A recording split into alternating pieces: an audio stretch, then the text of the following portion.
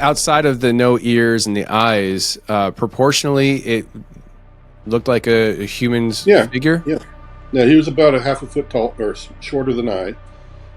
No hair at all, no eyebrows at all. Just totally nothing with hair on. He had a slight body. It wasn't muscular or anything. But yeah, he treated me very well, and there was a telepathic part of the communication and everything else. And he also spoke audibly. So you're audibly hearing him speak a different language. Yeah. Have you ever considered the idea that what you experienced that day could have even been a product of a creation that happened at Nellis? Let me say my mind is wide open because of what I've listened to. So yes, it could very well be. I mean, I'm not a biologist. I didn't sit there and take a DNA sample from this individual. I couldn't. I don't know how to even determine if it was an interdimensional person or whatever. These are things that have to come after disclosure occurs. Where that person came from, I kind of have an idea that it was from the Regulus star system, because I have also during that day some missing time. And a star map just seems to be embedded in my head. It has always been there since that encounter. So I think he's from a star, however, or a star system. But there are other beings that may be completely interdimensional, or they have a portion of what the technology they use that's interdimensional. So there's a lot of different theorems that people throw around. And I'm just like, yeah, it could be. It could be. Yeah, and since you're open,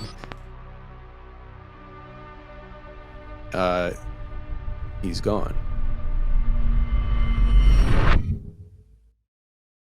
All right, today we have Jason Sands on the show. Jason, how are you, sir? I'm doing well. Hey, I'm glad you're here. I just want to lay the groundwork here for the audience. You're somebody that I've been wanting to talk to since last year. I reached out to you and said, I want you on the show. And you said, well, there's a documentary that I'm working with. And until that comes out, I can't do any conversations publicly. I'm like, all right, that's cool. Mm-hmm. And I think you even suggested to me that you would be okay doing the interview, but it just can't be released till the documentary comes out. Yeah. And I just felt like... I didn't want you to have to worry about, can I trust this guy with that? So I figured, we'll just wait till after the interview. Yeah. Listen, there's been a lot of people that have been introduced to you as of late. In fact, you and I were talking about scheduling it for the recording of today, and I had no idea that, I think it was about 2 weeks ago now, you were on Joe Rogan, which I was like, holy cow. So word spreads fast around here about Jason Sands and his experiences. Mm-hmm. But you're former military and you've had some radical experiences with what is being referred to as NHI. I'm old enough in this world of this talk that, we used to call it just aliens back in the day. But I had a real disdain for going with the UAP at first, but now I say UAP as well. But I would like for you to kind of lay the groundwork here. Former military, if you could let people know, maybe some of your credentials, and then we can kind of get into some of your experiences with this stuff. Yes. Joined the Air Force back in 1985. First job in the Air Force was to be what they call a sheet metal guy. In other words, I would be fixing wide-bodied aircraft like C-130s or larger craft, and just repairing the structures. Then I cross-trained out of that, got into Intel. I believe it was around 87 and 88, or somewhere around there. Ended up going to Germany, and then right after that I went to Nellis, and that's where I got introduced to all the strange stuff and got right into a Black Hole program, a special access program. And then I finished out my career as a joint planner, kind of a staffer guy, and then a superintendent when I retired in 2007. And I've pretty much been a DoD contractor ever since, just using all those skill sets. So, got taught a lot about radio theory, how to understand all the different telecommunications types, the encryption types, just any which way that the military has in their possession. That's what I was allowed to monitor and report on, and you just go from one place to the other, monitoring phones and faxes and computers, emails, all these types of things. And that's also what I did inside the program. Mm. And just to get this out of the way, when you say the program, you're not allowed to say the actual name of the program, right? Right. That name is a code name and is classified. And Okay. it's probably not the same name that I knew it by, because you're talking about my tenure in the program was in the 1990s. They tend to switch names from time to time, every 5 to 10 years. They sometimes do that. So it's probably Gotcha. under another name anyway, but they still, I don't know exactly what they call it. So I shouldn't say what the old name is even, because that gives people an edge, Yeah. and we don't want that to happen. Yeah. So you did a documentary with James Fox. You were on that documentary called The Program, and it kind of details the background story of how the program came to be and started. We can definitely put a link in the description of the program. That way people can go check it out. Because I think that will give people the foundation as to what you were involved in, as far as the details outside of your own story kind of thing. Mm-hmm. So you and I were just talking a little bit before we went to record here, and I mentioned to you I kind of want to talk to you a little bit before we get into the heavy stuff that happened at Nellis. You kind of referred to some things that happened in your childhood before we get into all the stuff that happened at Nellis and things like that.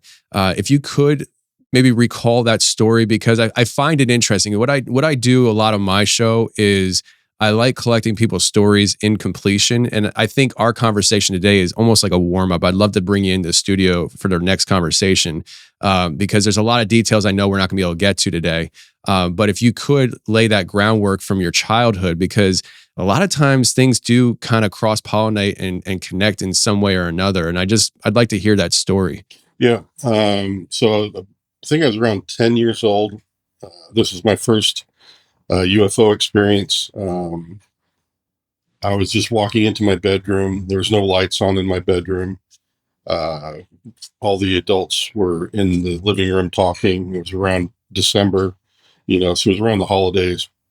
But anyways, as I'm walking into my room, I noticed this sort of red light come in from the atmosphere. It looked like it was coming in from, a very high altitude, and it started coming towards me and my neighborhood. And from a long distance, it must have been, like maybe at least 50 miles away at first, and then it was just that bright. It was noticeable at that distance. And as it got closer, of course, it got a bit bigger. And then what really surprised me was after I'm on the foothills in San Jose, California when this happens, and it's in the 1970s. And anyway, there's this little valley where I'm kind of up midway on this hillside in my neighborhood. It goes down to the bottom of the hill, and then it climbs back up to this ranch that's across the street from where I was. And there's this ranch that sits at the top of the hill, and this thing was coming out over the top of that ranch. And it kept coming down in altitude to the point where it was actually over my friend Eddie's house at the base of my neighborhood, or at the base of my road.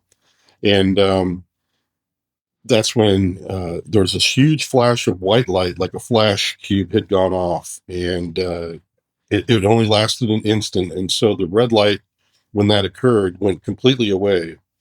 And what was in its place then after this white flash was this 20 or 30 foot in diameter, kind of pill-shaped drop of mercury that was flat on the underside, and it had this weird appendage sticking out of it too, like uh, a very small wing that was not really aerodynamic. It definitely wasn't keeping it flying or anything. It was just like a little thing that just stuck out of the side of it. So at this point, I'm screaming to all the adults, "There's a UFO! There's a UFO!" But nobody was responding. They're just like, it's just a kid, he just ignore that, And I started seeing that it was taking a very leisurely. I could walk faster than the UFO was going, but it was going across the roof line of my friend Eddie's house towards the street. And there's a street lamp at the base of his driveway. So I knew that it was still continuing down that way. And I was thinking to myself, I need to get my dad's binoculars out of the hallway closet and go out and get a really good look at this. And as I was running to go get that, my mother was the only one that responded. And she's like, wow, something's up with Jay. I need to go follow him out. So she followed me out to the front lawn. And by that time, the craft had come out underneath or right next to the street light. So I had a perfect view of it. It's very smooth, like a mirror, but it was shaped in that, that pill type of shape. And that's about the same time my mom comes up beside me. And then it takes off like a shot up into the sky, and it begins to rotate around another point of light. They both look like stars because they were so far away. And then the one that was over my friend Eddie's house stopped suddenly, and the other star went shooting across the horizon, and I couldn't even keep up with my eye. But my mother saw the whole thing where it was flying up to, this other star in the sky.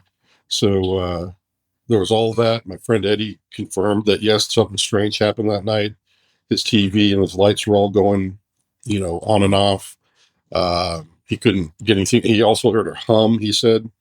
That was, and he felt like he wanted to go outside. And when I told him, he felt really bad because he's like, oh man, I missed their UFO. So he actually confirmed that he also had experienced some strange things that happened there. But that was when I was 10. That was the first time that I had ever seen a UFO for myself. And that was quite an experience. And like I said, my mother shared that. It's a radical experience. I mean, like a lot of people who might have any experience with UAP, whether they're a child or adult, they don't have that kind of experience. When I was a kid, I had seen something in the sky, and it shot out a beam of light, came towards me and my mom in the trailer park, and I went up the road. But that's basically what it was. And I don't have nearly the experience that you had at such a young age. Now, knowing what you kind of know now when it comes to the information you've been given, as an adult, in your service, do you feel like what you experienced could have been some kind of reverse engineering? Because the way you describe the metallic mercury look to it and the little weird wing and stuff, like, is it a chance that this was some kind of reverse engineered technology that they were working on back then, you think? No. I actually liked drawing back then, and I used to study, military aircraft, and I used to draw them, and I'd look at pictures in books. Yeah, this definitely, to me, I couldn't see rivets. It was very smooth. Everything about it was just not, what I was used to seeing. So yeah, I definitely had that feeling like I had seen something that was completely, you know, not made by human hands. This was manufactured someplace that had a lot more technology than we could have ever had back then in the 70s. And that's what the impression it left me with, was that this was some kind of high-tech thing from some other planet or some other dimension, whatever people are interested in, because I've heard a lot of different people say, some of this is all interdimensional, some of this is from off planet. I don't know what to tell you other than the fact that this was not human, or at least it was not from our time frame. This was definitely outside of our technical reverse engineering expertise. And then to find out later, in the 90s, because you're talking 20 years later, I get introduced to the program, and I'm still left thinking I never ever found any other craft that I'd ever seen that seemed to match what I'd seen when I was 10. So even being in the program, I'm still of the mind that this was not human made. Yeah, and being in the program, I imagine you were exposed to a lot of information, and I mean, correct me if I'm wrong, but I mean, the idea of reverse engineering is not a fairy tale when it comes to these things, right? I mean, there is. That's correct, and to think our adversaries don't have similar programs for reverse engineering is also a fallacy of logic. If you think that they don't do this, they have huge swaths of land that have probably had crashes just as often as we have, where they've done some retrievals and tried to study and reverse engineer. So yeah, this is a global thing. These things do for some reason when they encounter some of our radar systems and or other uh, things happen, and they actually have a crash just like we do. We always think that we have the safest airplanes, but they get into a situation. Next thing they know, they're falling out of the sky. I think these creatures from other worlds, yeah, they suffer the same sorts of things. So yeah, it's something you got to think about when you observe these types of craft.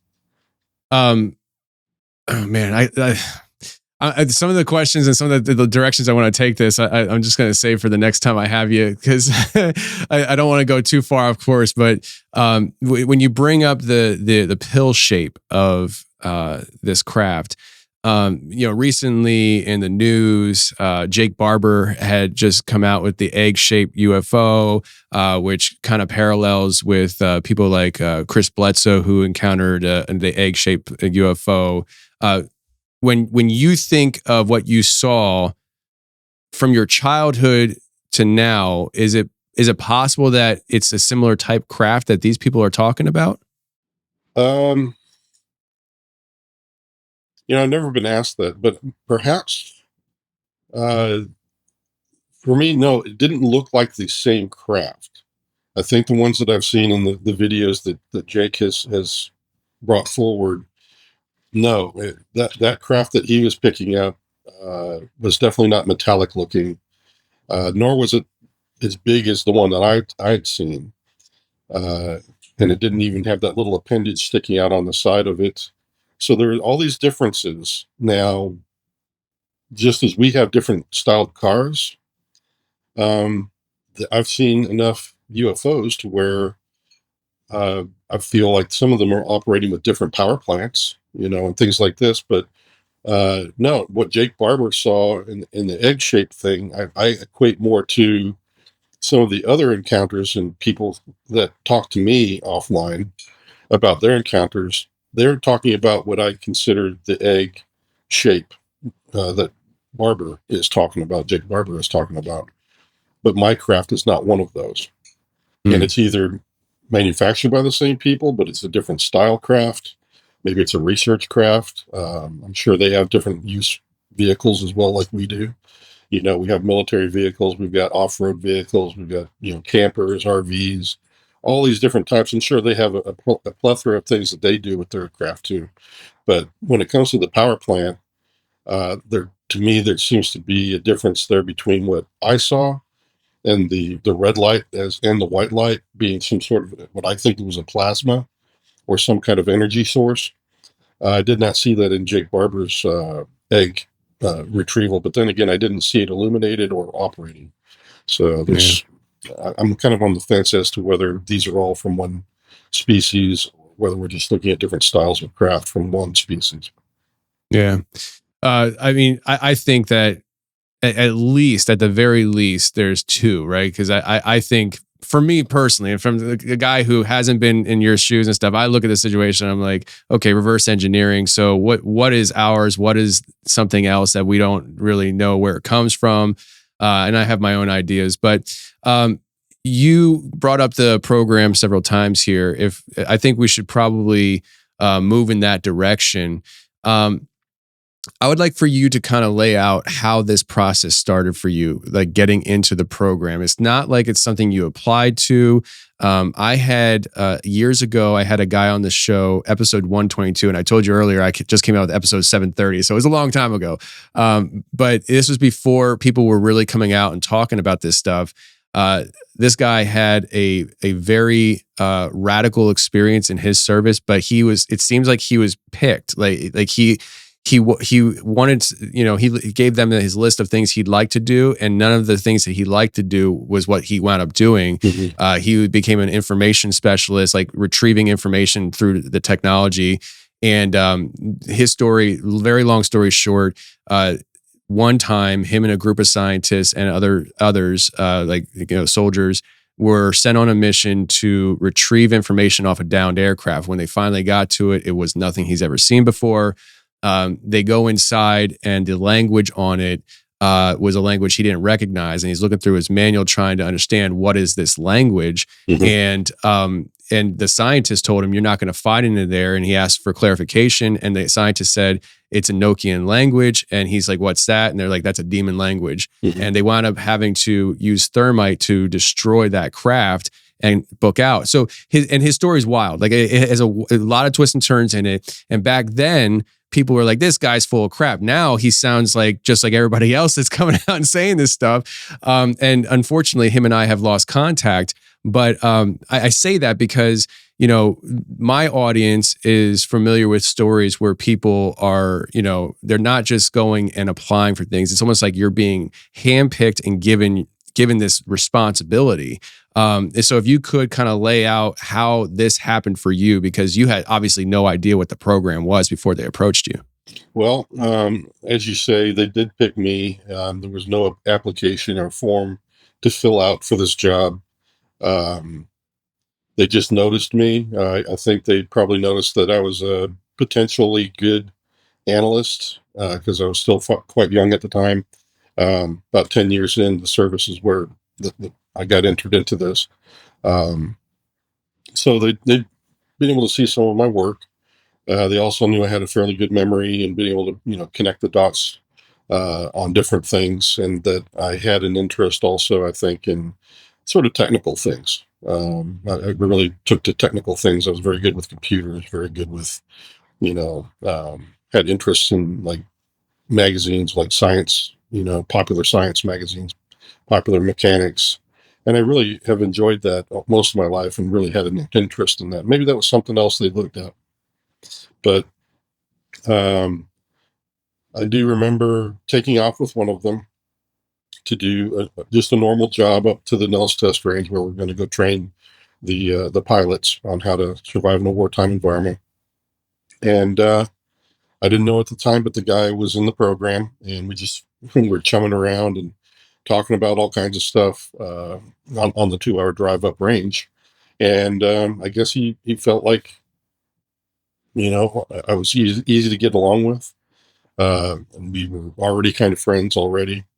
But we started chumming around start talking about the Dreamland, because everybody knew about it when you worked at Black Mountain, which is where we did our operations and training from. That is a topic. I mean, you see, Groom Lake Mountain Range is just across from where that front porch of the schoolhouse is. You walk out, you can see it. It's many miles away, but in the desert, you can see for miles. But so everybody talked about it, and we were talking about it on this trip up, and he just kind of giggled at me a little bit, knowing that he was in the program and that he might potentially be inviting me in. But sure enough, about a week or so later, the other three, or all three of the analysts that were already in the program, I found myself in kind of a loose meeting with them, and they were getting to know me, and they were saying, yeah, we'd like to onboard you, and we'd like to, have you come help us. And do you have a problem with taking a polygraph? And I was like, well, no, I've got nothing to hide. So they scheduled that, and there's another officer that also had to be polygraphed because he was new to the program as well. And he would be the one flying cover for us when we were out on missions, just keeping people away from asking about me or one of the other analysts when we were on these 2-week missions. And that's how it happened. Is kind of within a space of a month or two. I was onboarded, found myself on an airplane going to Dreamland, and that was how it all started. When you say Dreamland, what do you mean by that? Well, that's the area, in the middle of the test range that everybody contact. I'm not allowed to say the name of it, but it's okay. Dreamland or Groom Lake, whatever. But is that what was being muted? That was being muted in the documentary, right? Yeah, it looked like that was what I was saying. Yes. Okay. So we had to mute that out of the film as well. So why are you not allowed to say it? It's a commonly known phrase. I know it's a place. Well, I don't know. Honestly, I don't know why they wanted to redact that. They did say it was for operational security, not classification reasons, but it was operational security. So maybe they saw it as a way to protect myself, I guess. I don't know. Gotcha. But anyways, either that or they just didn't want me to associate my name with that name. Okay. I still don't know. There was never a full explanation. What happened was I just put in my pre-publication request about what I could talk about, and there was really just that one singular thing that they said, yeah, you don't say that. And it was blacked out, and they didn't really have an explanation. Interesting. So you had to submit a form or something in getting permission to even talk about this stuff. Anybody who's in Intel that has its clearance, they have to do that. Gotcha. Okay. Do all whistleblower types have to do that? Do they do those kind of things? I mean, to me, like the idea of a whistleblower is like you're going against the grain. Well, no, it's part of the process if you want to go public afterwards, because you do have to, go and, whistleblow to Congress. And that's what I did at the time back in 2022. December 2022, and you get those protections from the NDAA, and that's the first step. So there's several ways that you can come and voice your concerns, like between me and David Grush. Let's say there's we didn't come to Congress the same way. I came in as like a concerned citizen that, I was part of this, and I'm looking for protection so I could tell you my concerns. David, on the other hand, he had already been had some reprisals made against him and his clearance and everything, and they were accusing him of certain things. So he was coming in from a formal ICIG complaint, which is a different thing, which is a formal legal matter. And so he had to go in with, a different, he had to have lawyers there that I did not, because of the two different ways that he went forward and I went forward. So there's these different ways that you can come forward. So that's how it started. And that's the first legal wicket to go through, is to get those protections afforded you by going to Congress and speaking your mind. And then I was also asked to go talk and give my testimony to Arrow, which had just started interviewing some of us. And so I did that in January. So just the next month in 2023, I end up talking to Sean Kirkpatrick, and I believe it was his deputy. And they were both in the room with me the whole time. And they interviewed me also. Very similar questions. Got to a certain point where they're asking me, well, what about your other experiences? Have you seen any other things that you can describe for us? And I mentioned that, my childhood events, but I told them pretty much, those were more what I consider spiritual than, things that will help you in an investigation kind of experiences, and so we just dropped it from there. So I just handed them what they needed, nuts and bolts wise. And then the next step after that was to do the formal Inspector General complaint and file that, because that, again, you can provide all the information. But that one, I think what happened was David Grush had been there before I was. So he had already stated everything that I had mentioned to him in his testimony. So I was just going in to confirm that, yes, I kind of agree with everything David Grush says. And so I don't think anything really happened with my testimony, because there was stuff they'd already heard from David, and probably some other whistleblowers as well. And then the very last thing that I had to do was that pre-publication. And that is, if you want to go public, you have to give that to the Department of Defense and the pre-publication office, so that they can look it over and go, oh yes, we're okay with you discussing these topics. And that was the very last wicket. So there's those 4 layers of legal wickets that I had to go through. And that's what most whistleblowers go through. But if they don't want to go public, they don't have to do a pre-publication. because if they're not going to talk about anything, then there's no need for it. So you went through an extensive process to go public, and the audience right now, anybody who's listening right now who doesn't know about your story, which I have a very diverse group of people listening right now, so there may be people who really don't know your story. That I'm assuming that was a big chunk of you coming and going public and talking with disclosure. But if you could take us back to that, I think you said it was in 1994 when that whole situation happened. I think you have other stuff that you've gone through and experienced, and but I want to hit the big one here because I know I want to make sure we have time for this. Mm-hmm. Could you take us to how this whole situation unfolded, like what you were doing and where you were going? Yes. I had already been debriefed from the program at this point in 1994 that it had occurred earlier in the year. We're going up range. I believe it was somewhere between August to October, November-ish.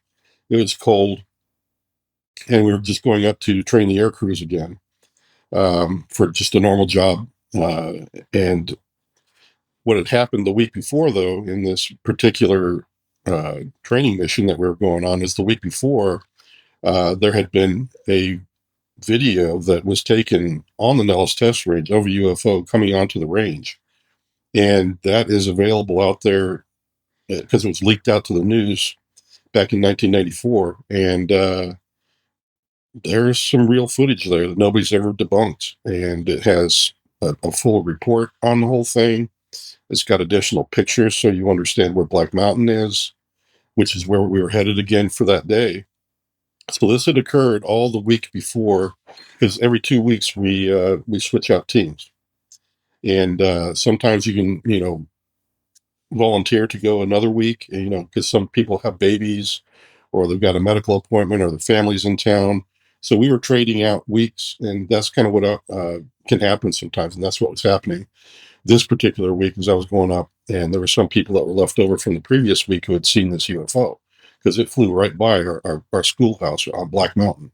So we actually went in that day, and we ended up going through the gate and going up to what we call a cantonment area where you could gas up your vehicles. If you have a flat tire, you could change your tire.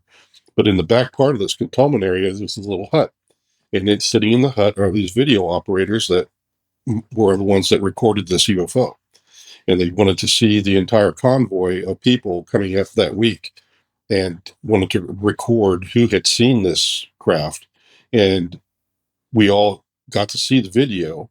So everybody who went up that following week with me saw this video of the UFO directly from the video operators. And we wrote our names down. How that video got leaked out to the press, I don't know. But in any case, that was what happened that day, and we all wrote our names down. And then we went out from that cantonment area, and we started continuing on to our daily job, which was to go up to Black Mountain and train the air crews.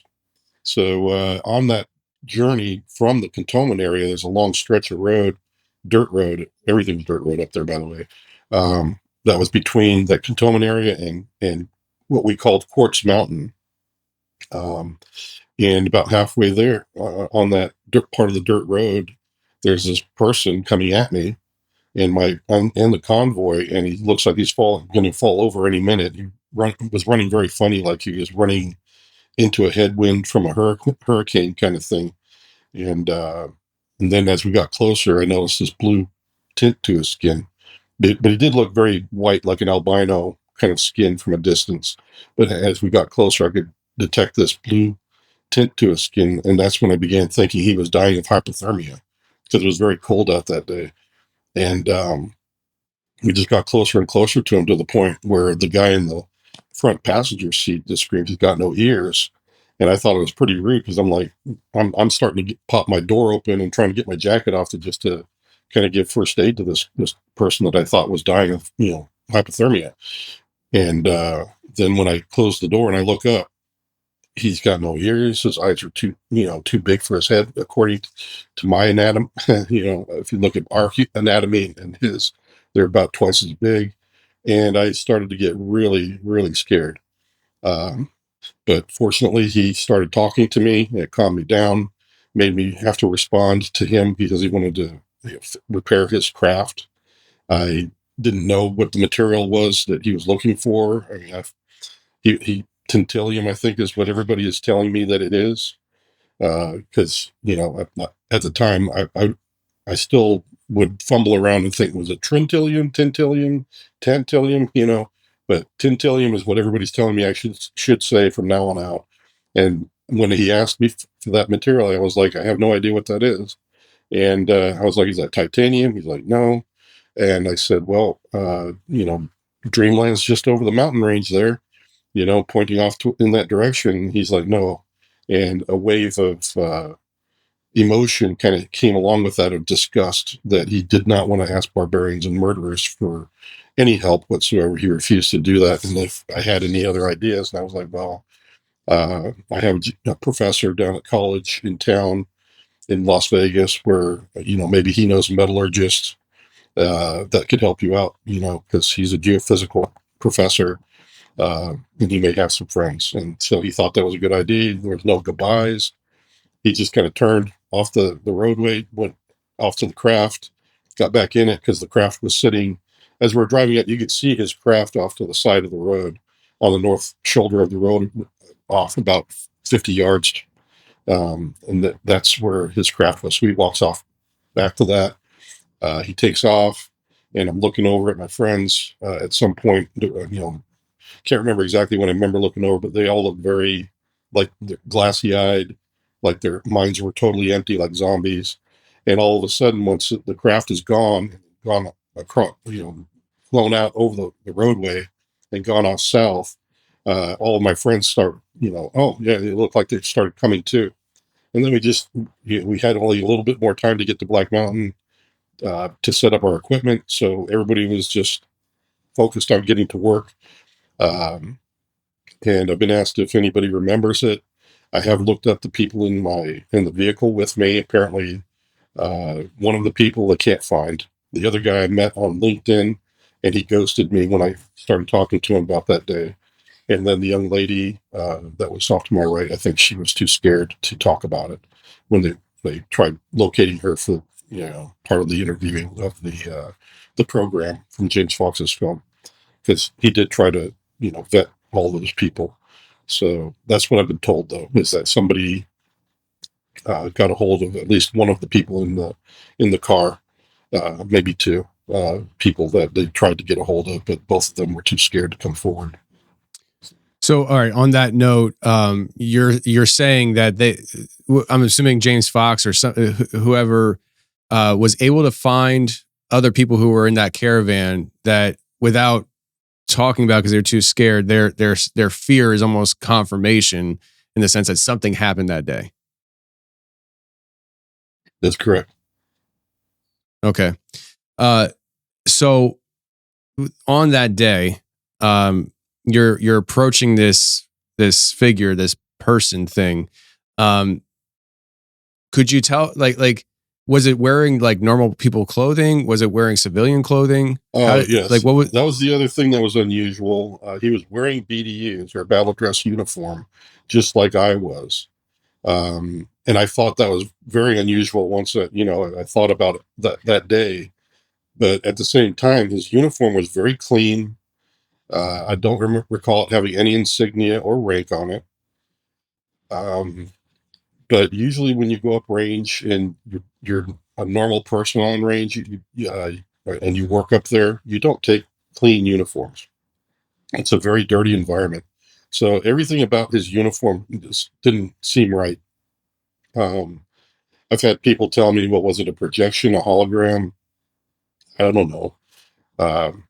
In my mind, I think one of the theories that me and my friends talk about as to why he was there on the test range is that maybe it had some kind of altercation and was actually working with the folks in the program, and somehow he or the security forces got into some kind of kerfuffle or something, and he ended up taking one of the craft, and maybe they shot at his craft and damaged it on the way out. And maybe what they do also is that they hand them a military-looking uniform when they're, working with our troops, so that there's a little bit of commonality there, or that they're just part of the workforce, kind of a thing. It's just the uniform that people wear out there at the site. That's kind of the one that I think is the best theory when my friends and I talk about it. That one seems to be covering all the things that might have been happening that day. So that's just good. So, outside of the no ears and the eyes, proportionally, it looked like a Yeah, human's yeah. figure. Yeah, he was about a half a foot tall, or shorter than I. No hair at all. No eyebrows at all. Just totally nothing with hair on. Uh, so yeah, it's just very, very strange, looking gentleman. Uh, he was just a little shorter than me. He had a slight body. It wasn't muscular or anything. Me, I was very robust back then. I was a weightlifter, and I was probably a good 210 pounds of nothing but pure muscle. So yeah, I kind of towered over him a little bit. But yeah, he treated me very well, and there was a telepathic part of the communication and everything else. And he also spoke audibly, but it was in a language I didn't know. So I knew there was some kind of telepathic component to the communication, because I understood Hmm. everything he was trying to ask for. Um, so yeah, very strange experience. Very. It's interesting. So, with the telepathic side of it, so you're audibly hearing him speak a different language, but you don't know the language, but in your brain, you've been able to you're basically able to. Um, I'm drawing a blank on the word, not decode, but like to translate, Yes. in your Yeah. brain. Well, the way I Um, equate it is, like I'm talking to you right now, your brain is so instantaneously attaching the meaning of every word, but I'm actually attaching the meaning to the word before I speak, because that's the way the process has to go. I got to know what I want to say. My brain understands what this word means, and I give it to you. Then you and your brain, you reverse engineer that from listening to me, and your brain again instantaneously understands the word. So the way that the understanding came, it came just a hair's breadth sooner than the actual audible meaning of the word. So I knew I was catching it telepathically, the meaning of the words rather than the spoken word. Does that make sense? hmm. Yeah, absolutely. No, it does make sense, and it puts a lot into perspective because when somebody says telepathically, like your situation is a unique situation where most of the time when people say they have telepathic communication with something, there isn't an audible. It's like from their brain to your brain telepathy, and yours is almost like there's a physical side to it that transcended our understanding of how language is even used. Yes. And so I find that very, very interesting. Now I want to kind of throw this suggestion into the mix because I talked to a man years ago. I think it was episode 377. His name was Chris, and he was stationed at Nellis, and he had an experience with UFO, and he would talk about other weird things that he would experience at Nellis, or that rumors were going around at Nellis, and I kind of want to bring this into the picture because one, obviously, you've had a very weird experience at Nellis Yeah. that most people have not ever dreamt of having, but is it possible that, because you suggested the idea that these beings working maybe within the program, and that's why they were wearing BDUs. Mhm. Have you ever considered the idea that what you experienced that day could have even been a product of a creation that happened at Nellis? Um, Anything's in the realm of possible. There's such a lot of strange things that I was exposed to on the missions itself. The things the scientists, the engineers, um, all the things that they were talking about. I would not, let me say, my mind is wide open because of what I've listened to. So yes, what Hmm. it could very well be. I mean, I'm not a biologist. I didn't sit there and take a DNA sample from this individual. I couldn't. I don't know how to even determine if there was an interdimensional person or whatever. You know, these are things that have to come after disclosure occurs. And perhaps if the NHI themselves come forward, then we can determine all those things in a scientific manner. But the era we're in right now, we don't have that in a lot of these things. I mean, I've never heard of anybody who was a scientist or a doctor just saying, well, right after they were done inspecting me, I asked if I could put them on the table. You know, I've never heard of anybody doing that. So unfortunately, those are kind of things or data points that, yeah, I'm open to a lot of different theorems. And because to me, it was strange enough already. I know that what I saw was tangible and it was real. However, where that person came from, I kind of have an idea that it was from the Regulus star system, because I have also during that day some missing time, and a star map just seems to be embedded in my head. It has always been there since that encounter. So I think he's from a star, however, or a star system. But there are other beings that may be completely interdimensional, you know, or they have a portion of what the technology they use that's interdimensional. So there's a lot of different theorems that people throw around, and I'm just like, yeah, it could be, it could be.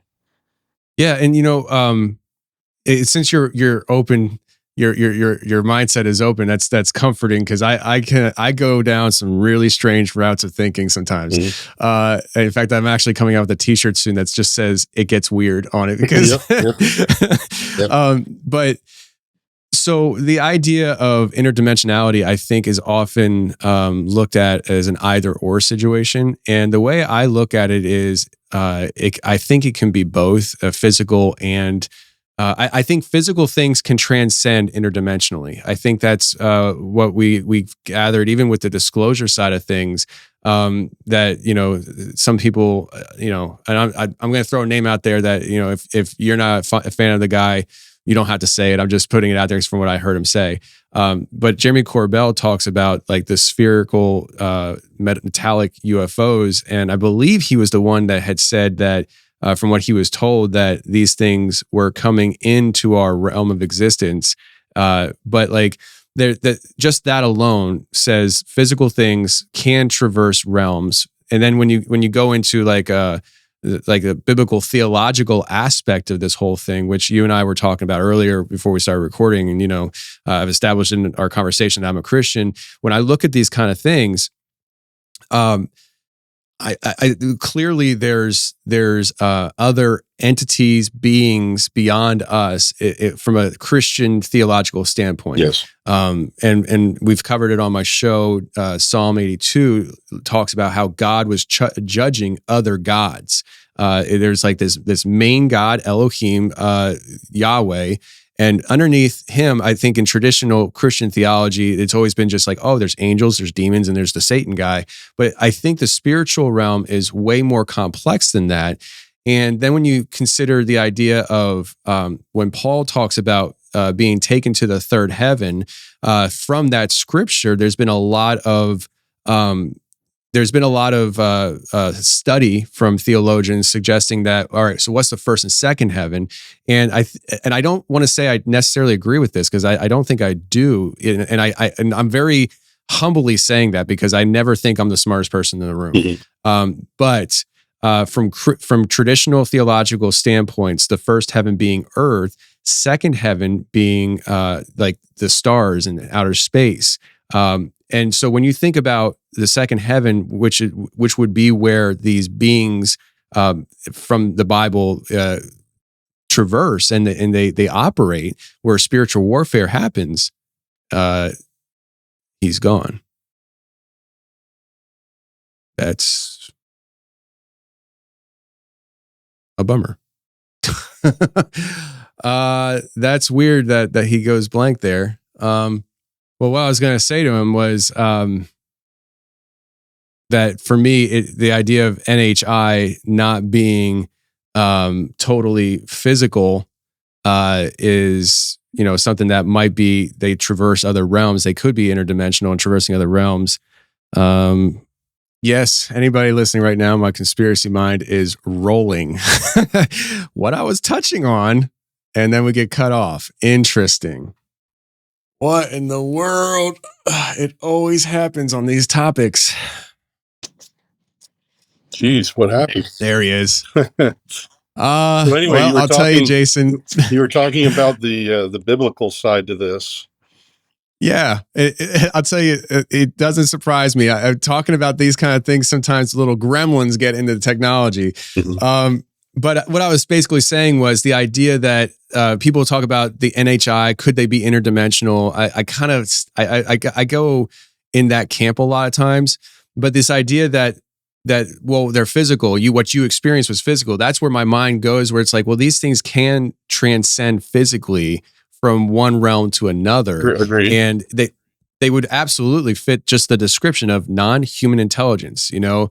And so it's just an interesting concept to start considering, I think, for myself and other people, that could it be something where, you know, like I looked it up here. It was the Regulus star system. Is that what it's called?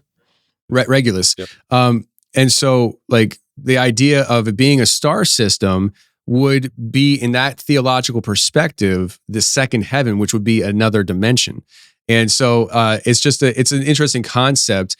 And man, I'll tell you what, that threw me off when you disconnected and I was talking about that. I was like, oh no. It happened to me twice now, that it gets theological, and then the next thing happens, I get booted off. It's very strange that you're right, that it happens only when that topic is brought up. But I totally agree with you. I mean, I'm a man of faith myself. I know, and I've read the Bible from front to back, every page of it, and it never ever says we're the only thing God created that's a living being. I mean, there are even the story of Ezekiel, you know, saying that, you know, beings were coming and going up and down and all of these strange creatures that could be quite interdimensional. You know, like the wheels within wheels that had the Spirit of God in them.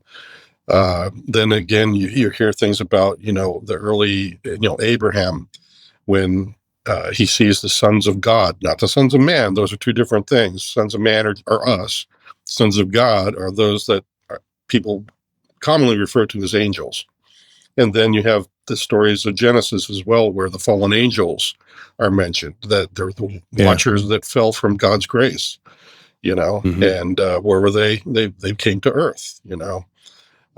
So these beings could be very interdimensional or hard for us to understand because of that aspect of their characteristics. So yeah, there's a lot to dig into when it comes to all that, but nothing I've ever read in the Bible really flies in the face of anything that I've experienced in the program or since. Yeah.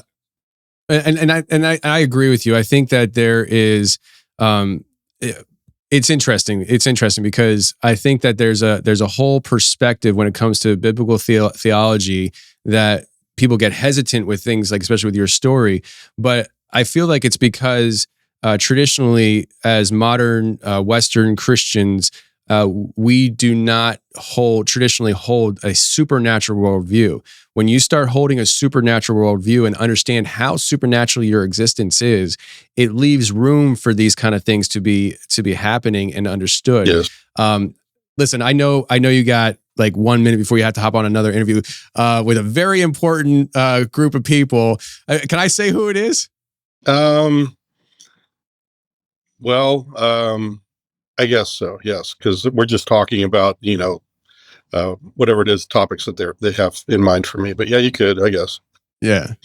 Yeah. So we have to jet because you have a meeting with the Vatican. So yeah. Well, the Vatican news. It's a Vatican news source. Yes. Yeah. So I'm getting the boot for the higher powers. So. Maybe they intervened. Yes. Yeah, they're like, hey, come on, man, you're talking too much about the theological stuff. That's what we want to hit on. Okay, yeah. But no, there's so many questions I have for you. The idea of the metallic things or whatever the element or whatever he was asking for to your missing time.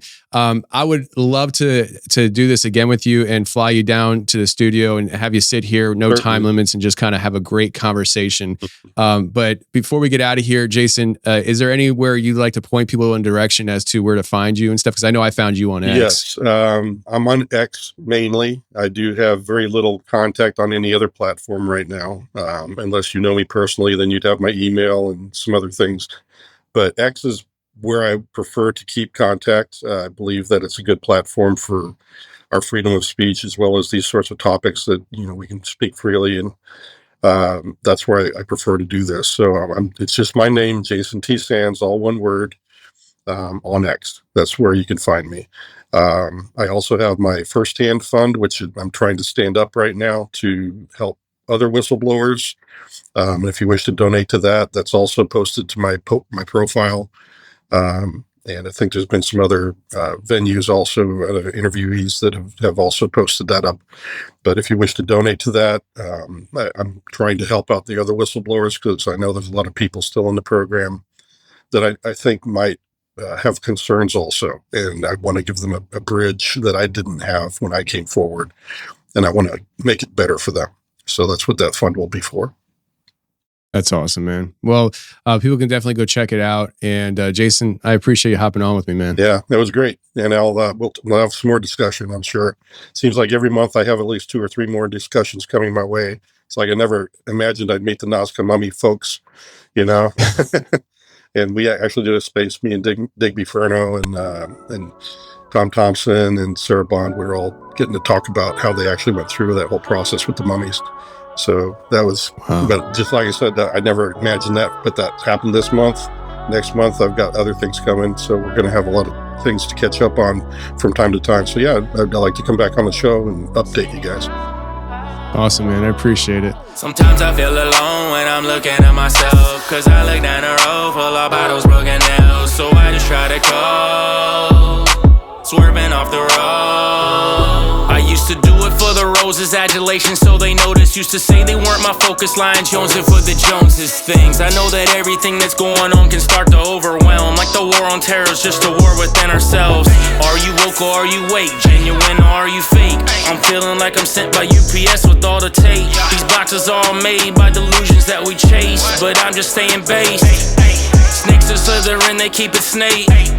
She coming with the cake, but how it's baked is important, but so is what you bring. Cause being real ain't acting like a king. I feel I'm spinning round and about to crash. Chaos all around me, feeling trapped. All this pressure mounts, I wanna crack.